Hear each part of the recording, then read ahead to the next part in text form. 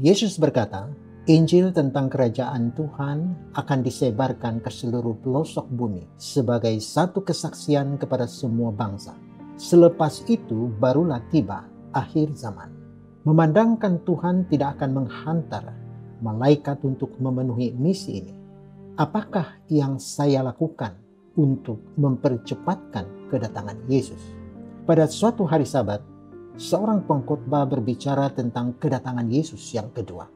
Vicky, seorang gadis muda yang baru sahaja kehilangan sepupunya, sangat gembira mendengar bahwa Yesus akan tidak lama lagi kembali untuk menamatkan penderitaan di dunia. Tiba di rumah, dia dengan teruja memberitahu ibu bapanya bahwa Yesus akan datang tidak lama lagi dan kematian tidak akan ada lagi. Ibu bapanya mengesahkan bahwa kedatangan Yesus sememangnya sudah dekat. 2 bulan kemudian, Vicky bertanya kepada ibu bapanya, mengapa Yesus belum datang lagi? Karena pengkhotbah itu berkata kedatangannya sudah dekat.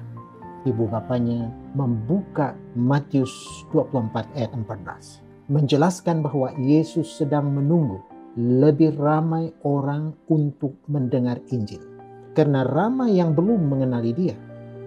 Apakah yang boleh kita lakukan untuk membantu menyebarkan Injil?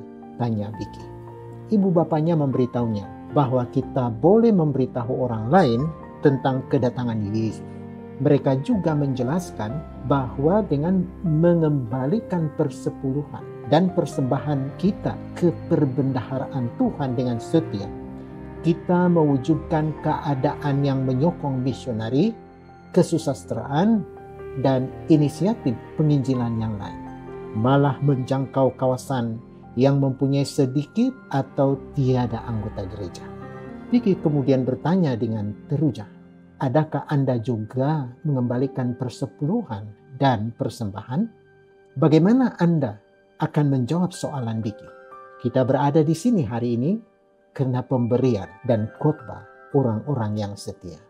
Semasa kita mengembalikan persepuluhan dan persembahan kita, semoga kita meletakkan keinginan kita yang terakhir dan Tuhan yang pertama.